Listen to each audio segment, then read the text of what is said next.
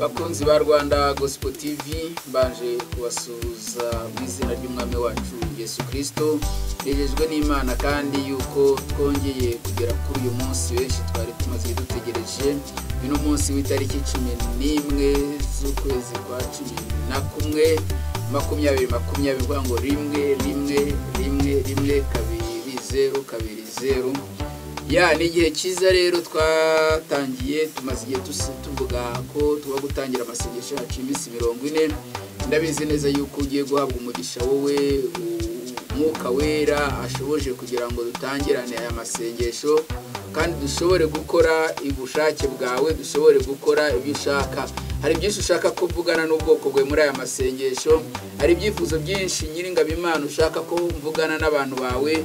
Rero n'abantu mwese ndabakangura kugira ngo twinjirane muri bihe byiza Imana iduhaye. Ni igihe cyo guhagarika imbaraga zose z'umwanzi Satani zifite ubuzima bwawe mu kiganza cyabwo, cyangwa se zarimo zigutwaza igitugu. Igihe kirageze kugira ngo zihagarare mu izina ry'umwami wacu Yesu Kristo. Igihe kirageze kugira ngo dusenge, tujye imbere w'Iteka umwami Imana, dutsinde imigambi yose y'incakura, imigambi yose y'abazimu n'abarozi n'abapfumu n'abakonekoni, dutsinde imyuka mibi ibiko ifashe ikirere. Ndaguhagurukiriza ubwoko bw'abana b'Imana kugira ngo dutange ibitambo byacu muri uyu mwaka. Turimo dusoza uyu mwaka, nizi neza yuko benshi umwaka utabagendekeye neza, ariko nagira ngo mubwire ntabwo ari ahubwo n'isi yose. Ndayo mubwire ngo aya masengesho no kugira ngo dushobore guhagarika imigambi yose y'umwanzi Satani. Ukwezi kwa 12 abamezi kenshi adakunze kuba meza, amaksida benshi cyane abazimu abakeneye barimo bakira cyangwa se bishyuza ibitambo. Nagiye ngubwire ngo muri iki gihe tugiye gusenga dufata mpiri imyuka yose, ibitambo byose biva muri za karande, biva mu miryango yacu, ibitambo byabaso bibiraba ngo ba data bakoze ibyaha ntabwo bakiriho, natwe twikorera ibicumuro byabo, niko mu maganyeri biyavuga. Ariko nagira ngo twambare imbaraga, buje twarimo dusenga duhakwambara imbaraga z'ikindi gihe. Rero ndasengana n'abantu nzi ko bambaye imbaraga, ndasengana n'abantu nzi ko bahagurutse gushaka imbaraga, ndasengana n'abantu nzi neza yuko uyu Mwuka w'Imana ari kumwe n'abarimo kubabwira tujye imbere w'Iteka umwami Imana ko dushobore gutsinda imbaraga zose za zindi abajyaje bacanga ababyeyi bacu baba baratambye ibitambo. Uyu mwaka ujya gushira mubona impanuka nyinshi cyane, ariko ndagira ngo tujye imbere y'umwami Imana, tujye imbere y'Imana muri aya masengesho dushobore guhagarika imigambi n'imikorere yose ya Satani. Ndavugana nawe urimo kunyumva, ndavugana n'inshuti zanjye, ndavugana n'umuryango, ndavugana n'itorero rya, ndavugana n'itorero ry'Imana, ndavugana n'abanyarwanda kazi. Nzi neza yuko tugiye kubona kutabarwa kuva ku Uwiteka umwami Imana. Rero dusengana aya masengesho, Imana iraza kuvugana nawe. Duhagaze muri iki cyanditswe kiri muri Yesaya ibice byaho 6, ibice 6 mera ku murongo wa mbere. Mutwe baravuga ngo Imana yiyereka Yesaya, iramweza iramutuma. Imana ije kukwiyereka shuti yanjye umunsi, ntago mvuga kuri Yesaya, ndavuga kuri wowe. Imana iteguye kukwiyereka ariyo cya mbere, icyaka nirangiza ikweze, icyaka gatatu nirangiza igutume. Niyo masengesho tugiye kuba dusenga, ariyo cyezo tugiye kuba dusenga. Umurongo baravuga ngo mu mwaka umwami Uziya yatanzemo, nabonye umwami Imana yicaye ku ntebe y'ubwami ndende ishyizwe hejuru, igishura cyayo gikwira urusengero. Abaserafi bari bahagaze hejuru yayo, umuserafi wese afite amababa 6, abiri yayatwikirizaga mu maso he, yandi abiri yarayatwikirizaga ibirenge bye, ayandi abiri yarayagurukishaga. Murongo wa 3 umwe avuga ijwi rirenga abwira mugenzi we asingiza ati, Uwiteka Nyiringabo arera arera arera, isi yose yuzuye icyubahiro cye. Murongo wa 4 imfatiro z'irebe ry'umuryango zinyeganyezwa n'ijwi ry'uwavuze ijwi rirenga, inzu yose yuzura umwotsi. Murongo wa 5 maze ndavuga ni ishyano ndapfuye we, kuko ndumunyaminwa yanduye kandi ntuye hagati y'ubwoko bufite iminwa yanduye, kandi amaso yanjye abonye umwami Imana Nyiringabo. Murongo wa 6 maze umwe mu baserafi aguruka aza aho ndi, afite ikara mu ntoki ryaka, yakuje urugarama ku gicaniro, arinkoza ku munwa arambwira ati dore iri rigukozeho ku munwa, gukiranirwa kwawe gukuweho, ibyaha byawe biratwikiriwe. Umurongo wa 8 ukavuga ngo numva ijwi ry'Umwami Imana riti ndatuma ninde watugenderera, maze ndavuga nti ninjye, bari njye utuma. Amen. Kujya kuri umurongo wa 8. Ndagushimiye Mwami mwiza Nyiringabo Imana, ngushimiye kubw'iki gitondo cy'umugisha, ngushimiye data yuko wemeye kandi unyemera ko dutangira amasengesho kuri iyi tariki.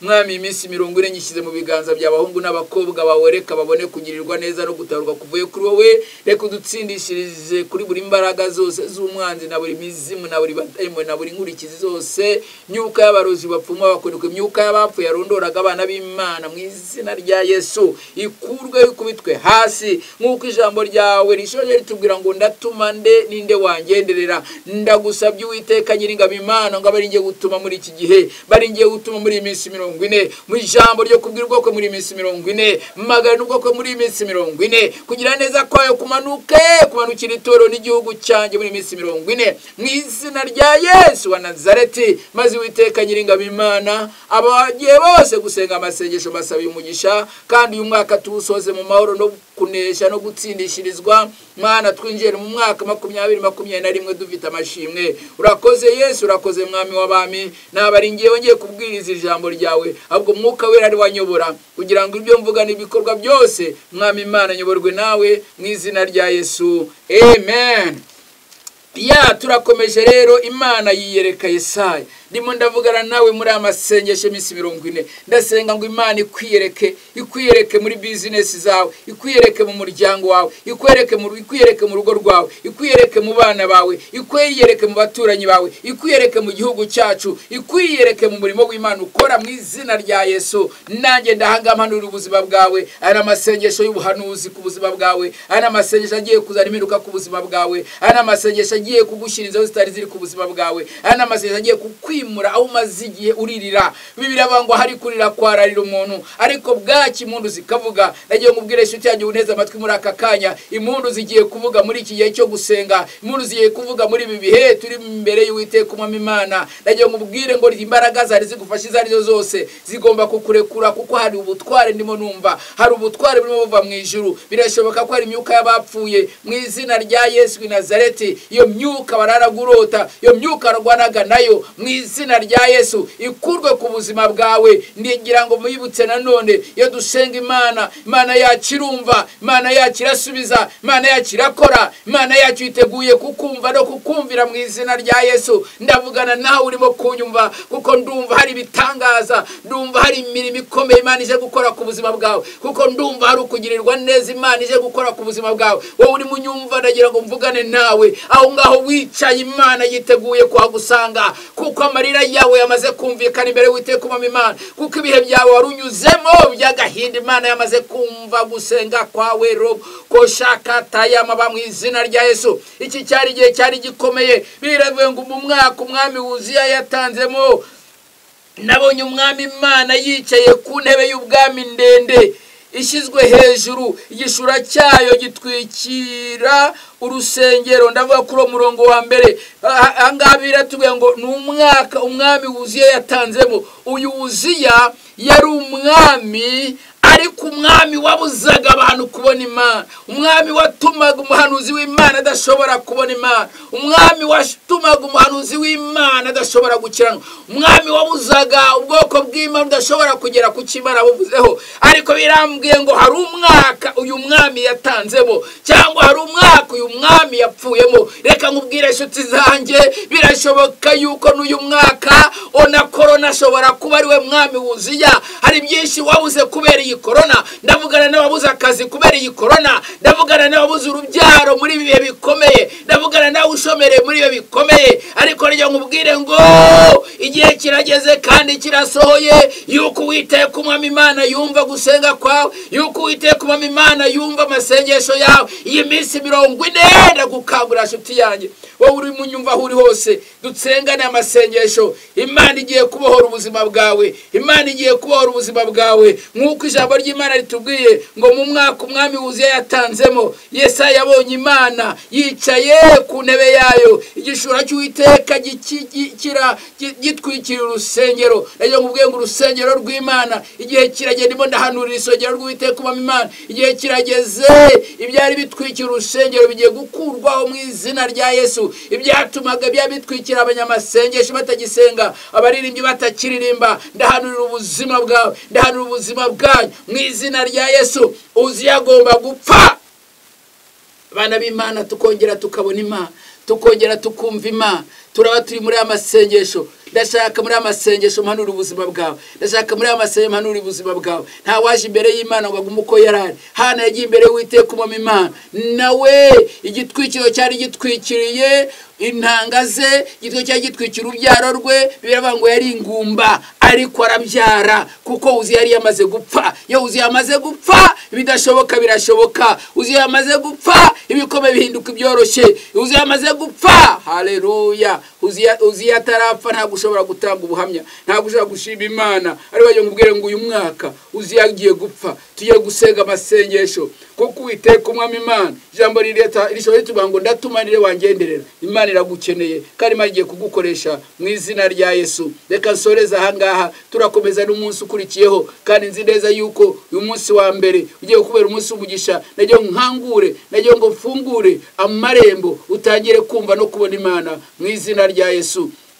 Ndagushimiye mwami mwiza nyiringabo, gushimiye iki gitondo cy'umugisha, gushimiye kubw'umuntu uvuganye nawe. Hari imbaraga zari zimwicariye, hari imbaraga zarimo kumurwanya, hari imbaraga zarimo kumunaniza, hari imbaraga zarimo zitegurwa kurwanya ubuzima bwe mu izina rya Yesu w'i Nazareti. Ndagushimiye mwami wanjye yuko utangiye kubohora abantu, utangiye kubohora abantu, ubohoye ruriya rugo mu izina rya Yesu rwarimo intambara mu izina rya Yesu. Ubohoye uriya mwana w'umukobwa agahinda kari kenshi muri iri joro, ariko uramubohoye mu izina rya Yesu. Ubohoye uriya mugabo wari ufite uvuga ngo ndabigirane ndabigenzane ku bushomeri bumerewe nabi mu izina rya Yesu, nawe agiye kujya mu kazi kandi umuhaye ihumure mu izina rya Yesu. Mwami w'abami nyiringabo, gushimiye abuvuganye nabo, gushimiye ibyo ukoze n'ibyo uzakora muri aya masengesho ntangiranye nawe, ndetse n'abantu bari hirya no hino mu gihugu cy'u Rwanda, bari hirya no hino muri East Africa yose, bari hirya no hino ndetse no ku isi yose bakurikiye iyi cyano. Mwami w'abami, reka bahabwe umugisha, kandi buri wese mwami wanjye ukurikiye inyigisho, ukurikiye televiziyo yacu, Uwiteka mwami reka ahabwe umugisha utsindagiye kandi ucugushije, batanga ubuhamya kubw'imirimo n'ibitangaza ubakoreye mu izina rya Yesu. Amen. Yesu akumera umugisha. Ngwino dusengane aya masengesho. Uyu ni umunsi wa mbere, kandi igihe cyose numara kumva iyi munsi wa mbere wite winjira mu masengesho, Imana iragusanga kandi Imana irakugira neza. Uraza gutanga ubuhamya, mutwohereze ibyifuzo byanyu kuri iyi telefone